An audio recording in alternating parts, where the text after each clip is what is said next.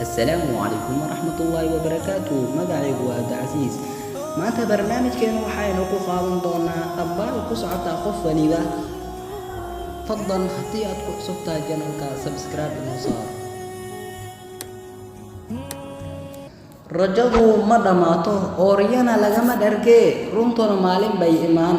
daruuri ma ahan inaad yeelato saaxiibo fara badan, xitaa haddii ay shakhsiyadoodu wanaagsan tahay. adigoo saaxiibkaaga mugdi kula socda waxay ka wanaagsan tahay inaad keligaaga iftiin ku socotid. waxay igu yiraahdaan waxaasi aad ku taamayso waa wax aan dhici karin amaba aan dhowaan la gaari karin. anna waxaan ku yiraahdaa rabbigaygu subxaanahu wa tacaala wax waliba waa uu awoodaa. runtii ma adka noloshu, laakiin waxay u baahan tahay dulqaad.